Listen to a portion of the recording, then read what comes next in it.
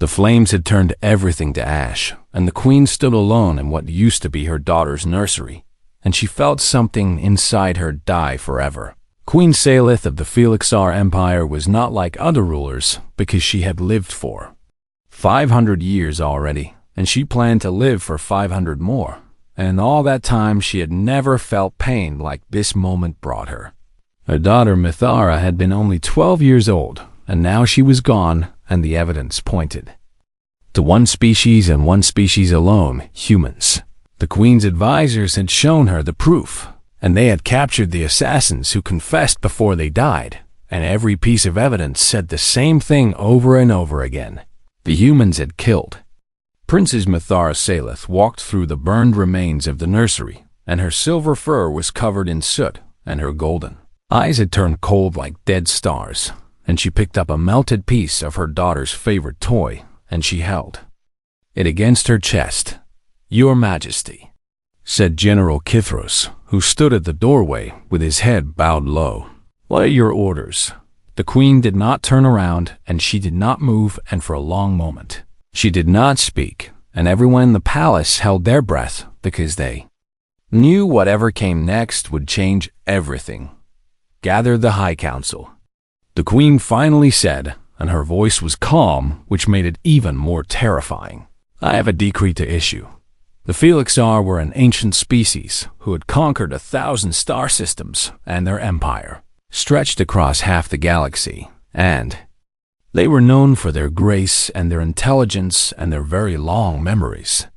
They looked like tall, elegant cats who walked on two legs, and they had fur of many colors from pure white to deepest black, and their eyes could see in perfect darkness, and their claws could cut through steel.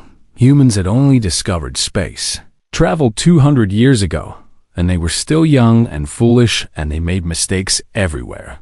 They went, but they had also shown kindness to the FoHFY, and the two species had become trading partners, and some even called them friends. All of that ended on the day the queen made her decree. The throne room was filled with thousands of nobles and generals and priests and merchants, and they all watched as Queen Salith climbed the steps to her obsidian throne, and they saw that her eyes were dry because she had no more tears left to cry. "My daughter is dead," she announced, and her voice echoed off the walls of volcanic glass. "Murdered by human assassins who infiltrated our most sacred spaces."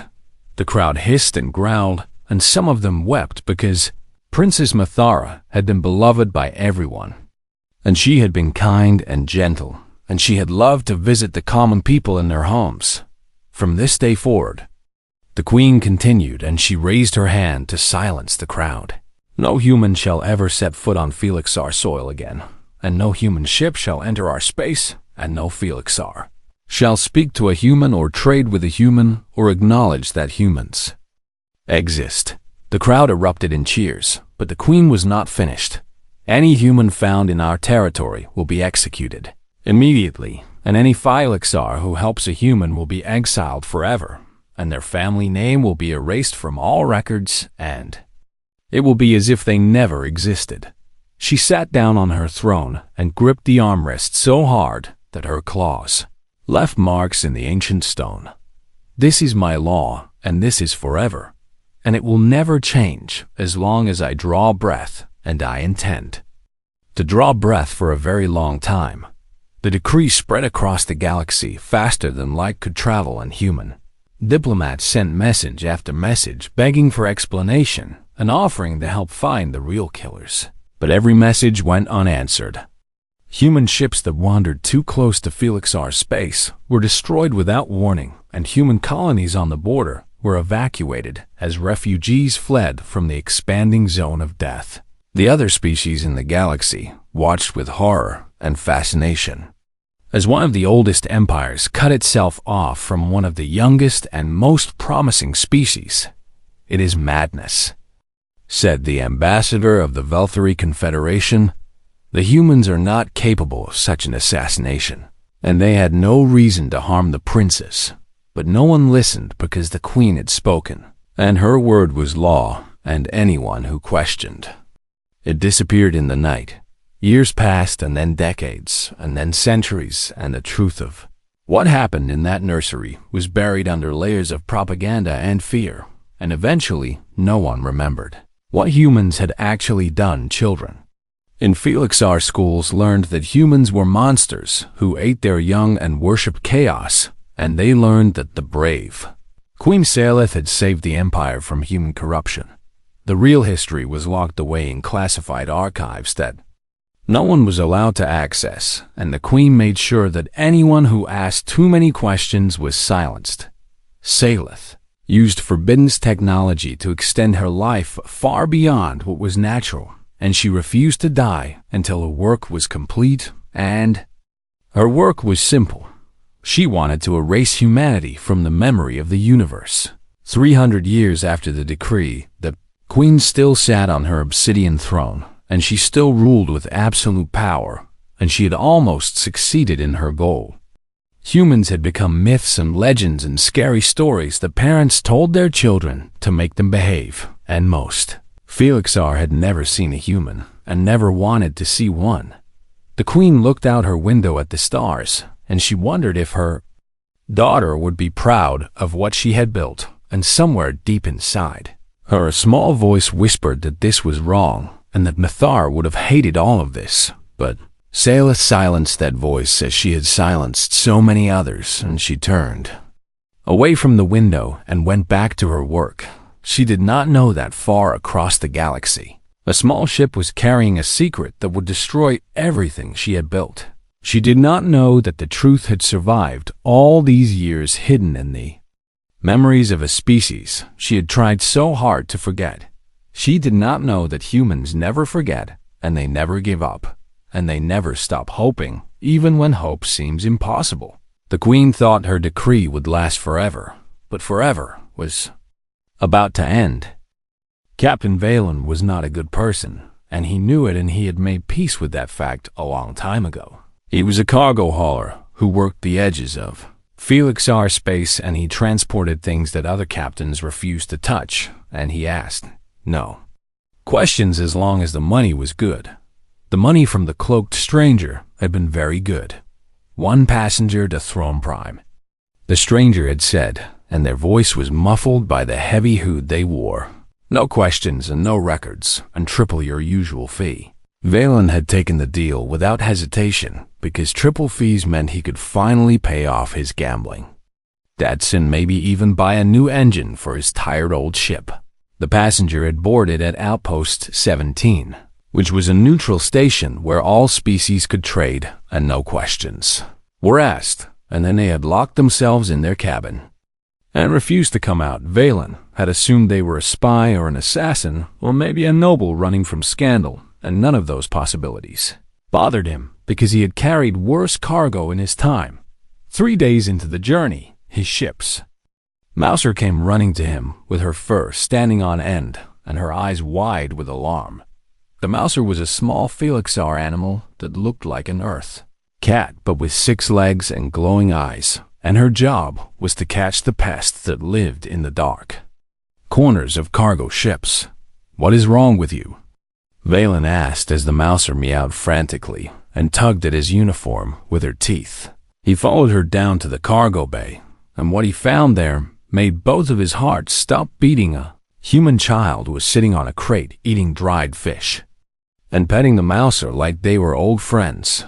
The child looked up at him with enormous brown eyes and smiled. "Hello," she said in a cheerful voice. "Your cat is very nice, and her name is Whisper now because she told me that is what she wants to be called." Valen could not breathe, and he could not move, and he felt like the universe had just collapsed around him, a human child on his ship in FoHFY space. The penalty for this crime was death for the human and death for the captain and death for the entire crew, and their families would be exiled, and their names would be erased from history. "Where is the adult who brought you here?" Valen demanded when he could finally speak again. The child's smile faded, and her eyes filled with sadness that seemed too deep for someone so young. "Mama told me to hide in the secret compartment," she said quietly. There were loud noises and scary sounds, and then Mama did not come back for me. Valen's mind raced as he tried to understand what had happened, and he ran to the cabin where his mysterious passenger had been staying. The door was locked, but he used his captain's override to force it open, and what he found inside made his blood run cold. The cabin was empty except for a small box and a recording device that was blinking with a waiting message. He pressed play, and a human woman appeared on the screen, and she had the same dark curly hair as the child, and her eyes were red from crying, but her voice was steady and calm. "My name is Maria Vasquez, and if you are watching this then, I am already dead." Valen sat down heavily because his legs would not hold him anymore. "The child in your cargo bay is my daughter Luna, and she is the last living descendant of a bloodline that stretches back 300 years to the night everything changed." The woman on the screen took a deep breath before continuing. "In that box, you will find a pendant that belongs to the HFY royal family, and it is the proof that what I am about to tell you is true." Valen opened the box with shaking hands, and inside he found an ancient pendant made of tarnished silver, with a symbol that made his fur stand on end. He had seen that symbol only once in his life during a school trip to the royal archives. When he was young, it was the personal seal of the royal house, and it had been created for one person and one person only, Princess Mathara. My ancestor Elena Vasquez was the princess's handmaiden and best friend. Maria continued, "And on the night of the fire, she did not kill the princess as everyone believes." Valen leaned closer to the screen.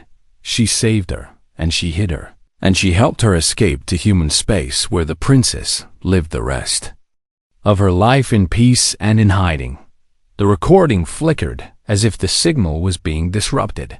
The queen's sister was the one who sent the assassins, and she blamed the humans to cover her crime, and the queen has been hunting the wrong enemy for 300 years. Maria's eyes filled with fresh tears.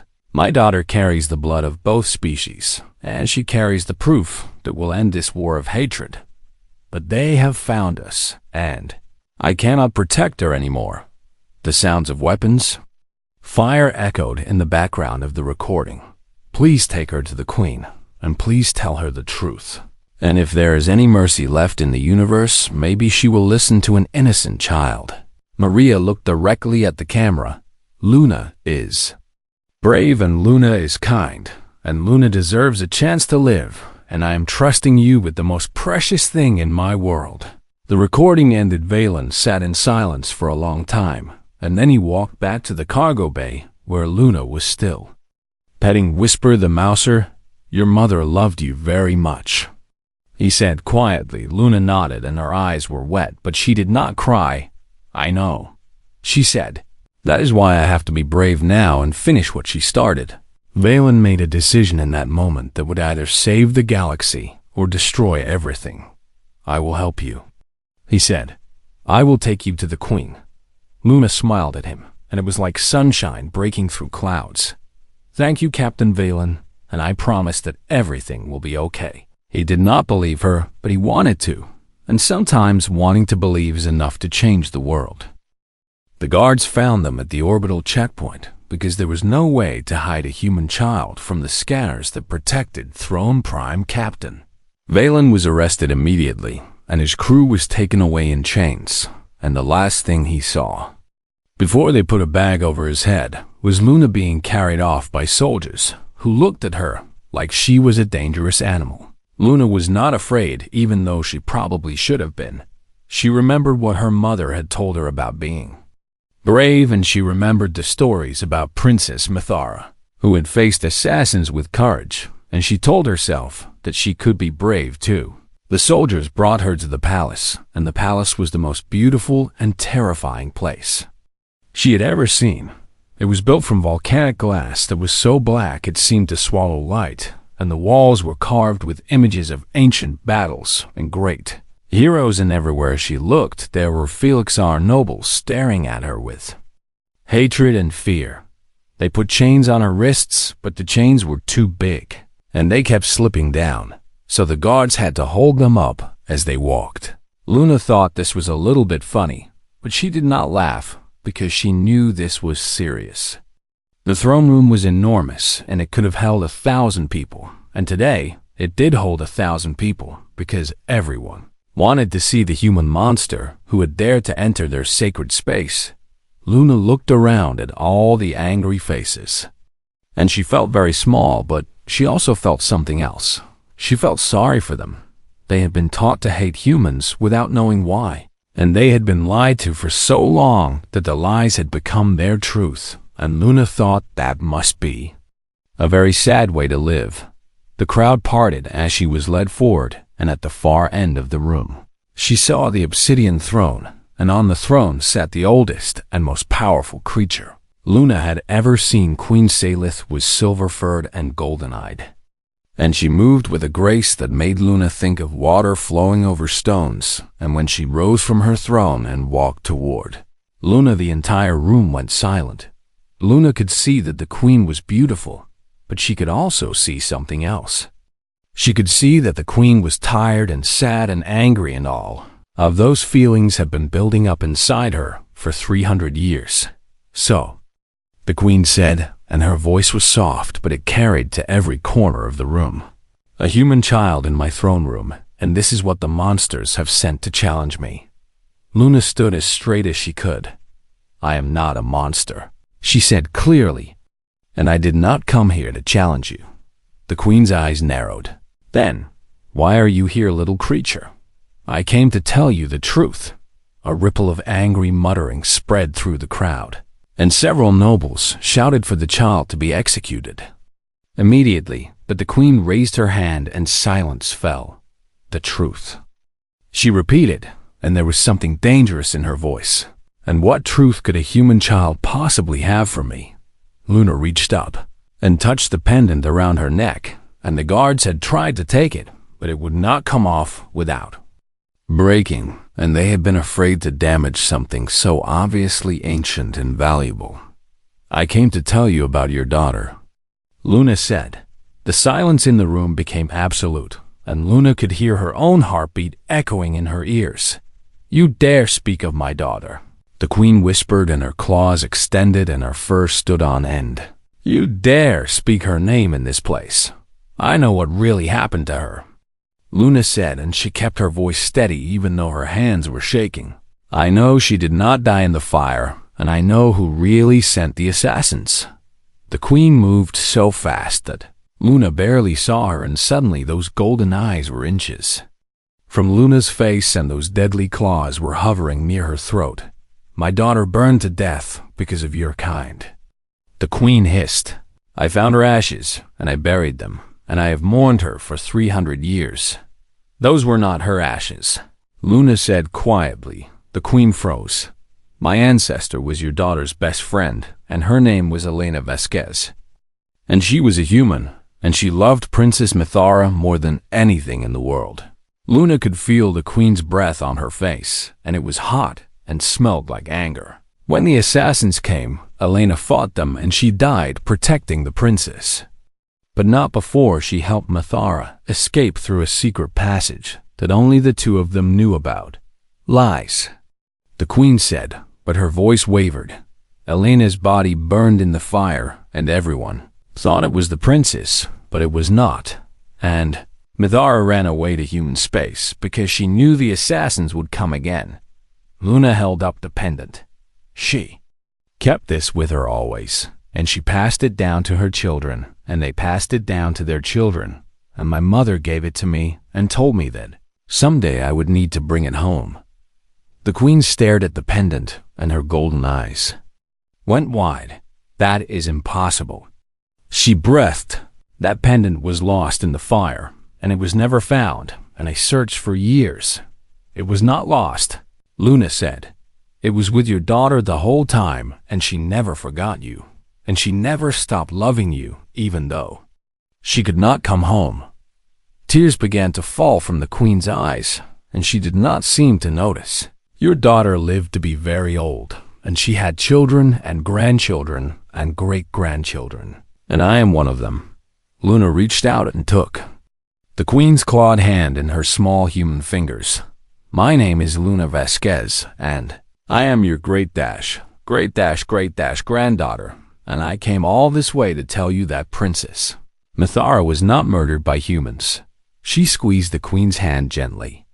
She was saved by one. The queen fell to her knees, and for the first time in 300 years she wept openly, and the sound of her grief echoed through the throne room like thunder.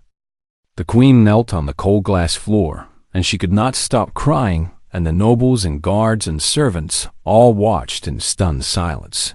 Because no one had ever seen the queen show weakness before, Luna did not know what to do, so she did what her mother would have done. She hugged the queen. It was strange because the queen was so much bigger than her, and her silver fur was soft against Luna's cheek, and for a moment the most powerful ruler in the galaxy was being comforted by a 6-year-old human child. Everyone leave us, the queen commanded, and her voice cracked with emotion. Everyone get out now.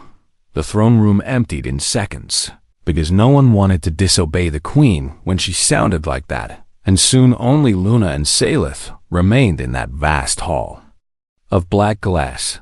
The queen pulled back from the hug and looked at Luna with eyes that were red and swollen from crying.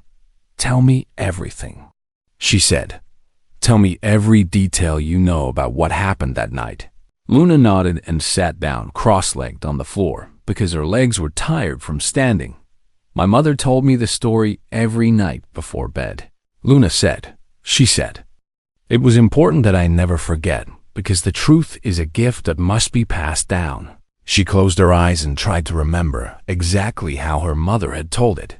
Princess Mithara was 12 years old, and she was kind and gentle, and everyone loved her, but not everyone was happy that she existed. The queen's expression darkened.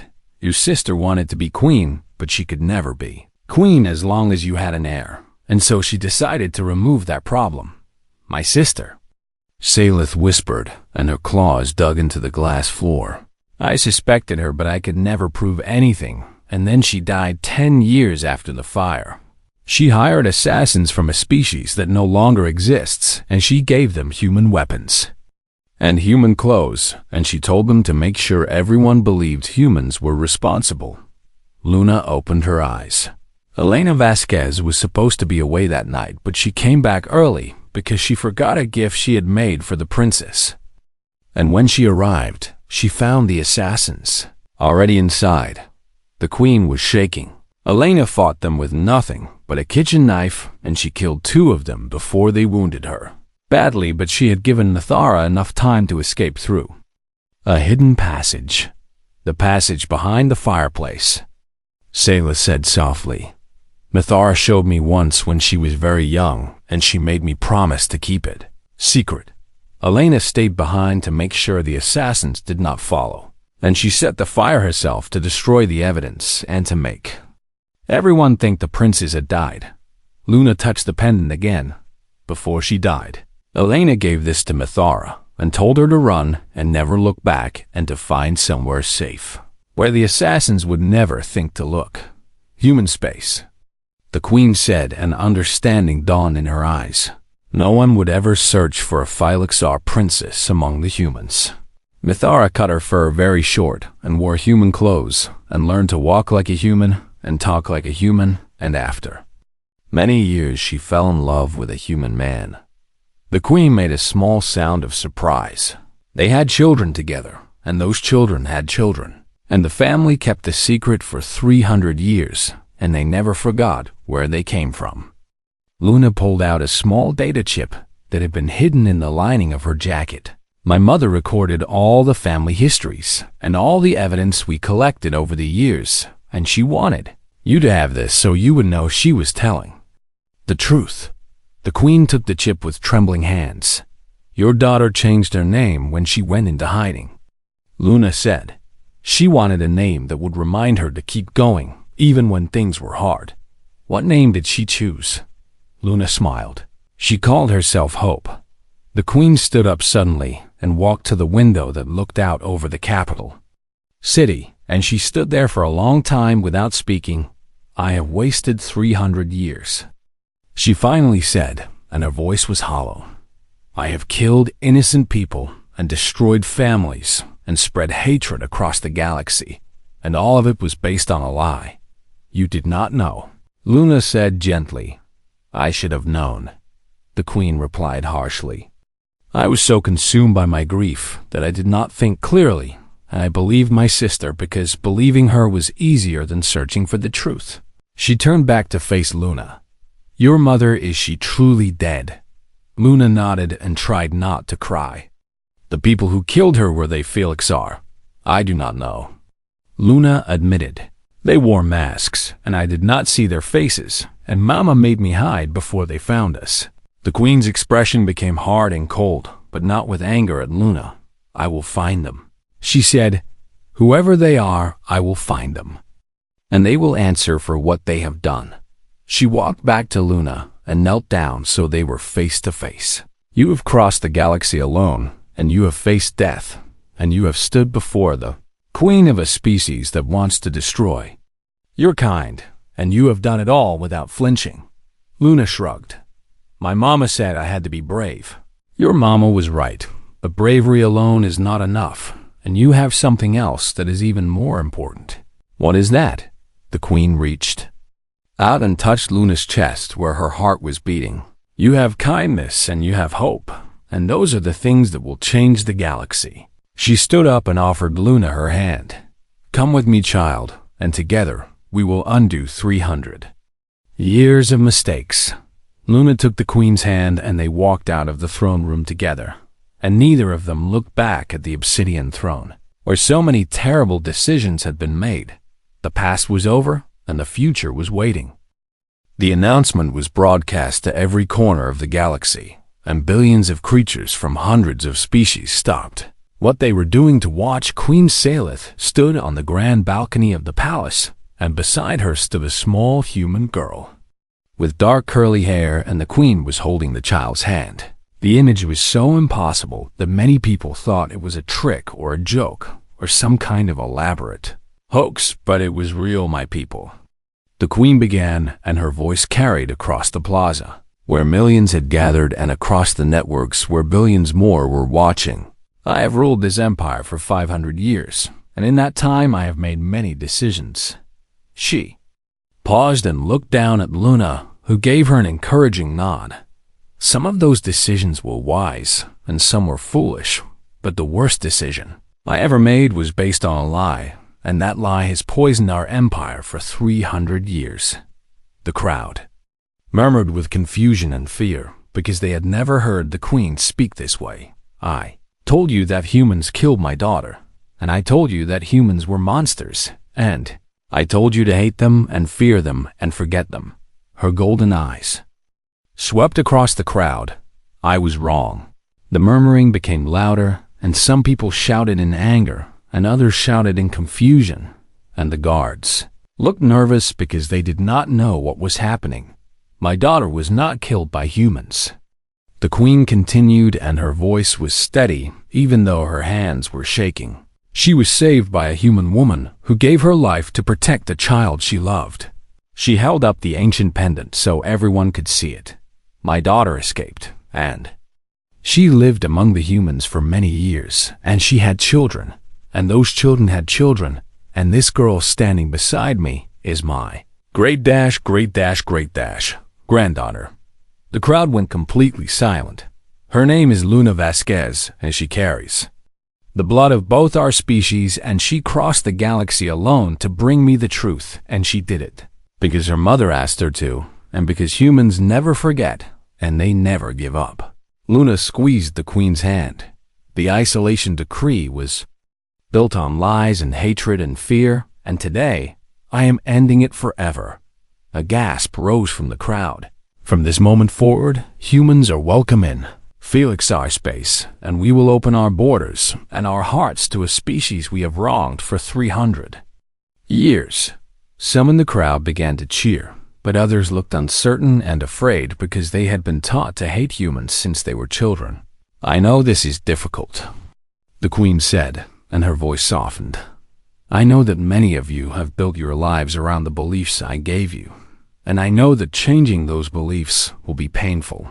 She looked out at her people with compassion. But I have learned something from this small human child that I want to share with all of you. She lifted Luna up so everyone could see her. Humans are not monsters, and they are not chaos bringers, and they are not our enemies. Luna waved at the crowd, and some people laughed. In surprise, they are stubborn and foolish, and sometimes they make terrible mistakes, but they are also brave and kind and loyal, and they keep their promises even. When it takes 300 years, the Queen set Luna back down. My daughter chose a new name when she went into hiding, and she chose it because she wanted to remember that even in the darkest times, there is always a reason to keep going. She smiled, and it was the first genuine smile she had shown in centuries. She called herself Hope, and today I am choosing to honor her memory by giving our empire a new beginning. The cheers grew louder and spread through the crowd like fire, and soon the entire plaza was filled with celebration. I hereby declare Luna Vasquez to be a princess of the FoHFY Empire, an heir to the legacy of Mathara, and she will serve as a bridge between our peoples. Luna tugged on the Queen's robe. Does this mean I have to wear fancy dresses? The Queen looked down at her with amusement. Only on special occasions. Good, because I do not like fancy dresses. The Queen laughed, and it was a sound that no one in the Empire had heard for 300 years, and it was beautiful.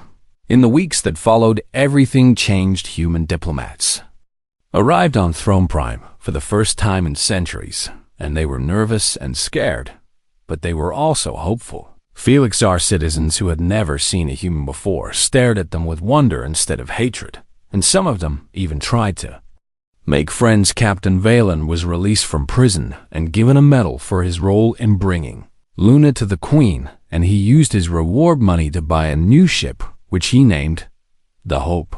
In honor of the princess who had started it all, the Queen ordered the royal archives to be opened, and the true history of the night Mathara disappeared was made public, and people across the galaxy learned about Elena Vasquez, the human handmaiden who had given her life for love. Luna became famous throughout the galaxy, and everywhere she went, people wanted to meet her and hear her story, and she always told them the same thing. My mama taught me that hatred is a heavy thing to carry, and that the only way to put it down is to replace it with something lighter. What is lighter than hatred? They would ask. Love, Luna would say, and hope and kindness, and the belief that tomorrow can be better than today. Years later, when Luna was grown, she would often stand on the grand balcony, where she had first been introduced to the galaxy, and she would look out at the stars. Somewhere out there, humans and FoHFY were working together and learning from each other, and building a future that neither species could have imagined alone. And somewhere in those stars, her mother was watching and smiling, because humans never forget, and they never give up, and they never stop hoping, even when hope seems impossible. Especially when hope seems impossible, that is what makes them human, and that is why the galaxy will never be the same. The end.